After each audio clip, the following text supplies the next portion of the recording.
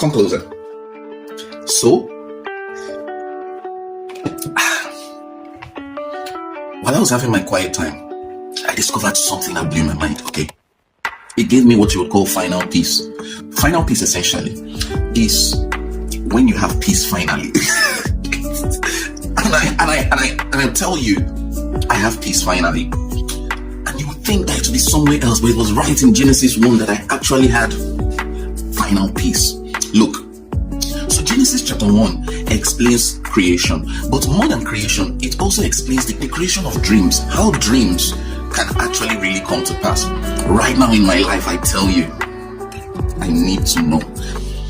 So I was reading the book of Genesis, and I saw that everything God created, He gave it the ability to produce life in itself, from itself. That is, the life of a thing is produced by that thing that is alive, right? Okay, so in Genesis chapter 1, when God made trees, God actually said that the tree should produce seed, so that the seed can produce fruit that produces that tree again. You know what that means? That means that the height of that tree is inside of that tree. It means that the lushness of that tree is inside of that tree. It means that the size of that tree is inside of that tree. The tree will produce its own life by itself. And then God did the same thing for the animals. And immediately while I was reading that, my eyes just felt like boom! And it was opened. And I knew there and then. I can't explain the feeling, but there are a few moments in your life, they are called revelation times.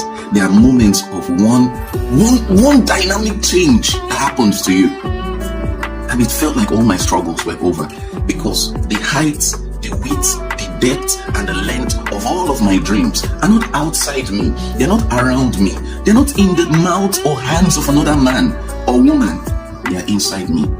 The life of every dream is inside the dreamer himself or herself. How about that? What we all seek is within us.